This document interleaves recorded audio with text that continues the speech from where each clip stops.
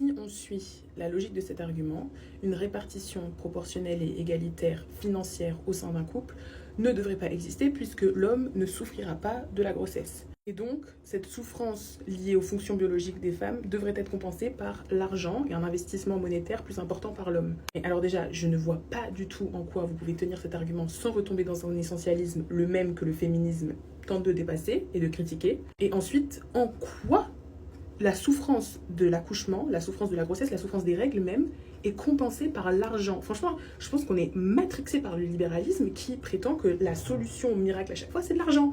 C'est argent, argent, argent. Il n'y a pas d'autre solution en termes de structure, en termes de comment on organise la société sur le plan social, sur le plan de la santé. Non. Ce qu'il faut, c'est que l'homme, il paye le date. Ça règle quoi comme problème? Tout ce que ça contribue à faire, c'est maintenir l'idée que les femmes sont assujetties à leurs fonctions biologiques.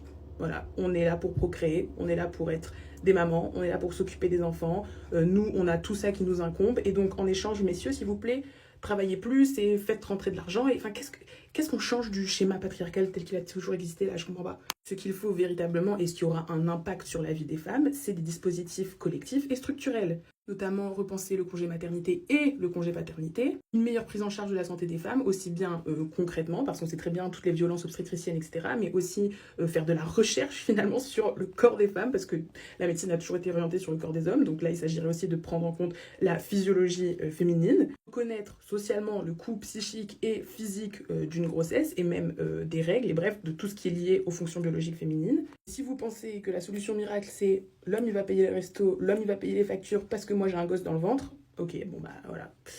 C'est le traditionnalisme tel qu'il a toujours existé avec un petit rebranding féministe, mais en vrai de vrai, ça n'est rien d'autre que du conservatisme et le schéma patriarcal inchangé, intact.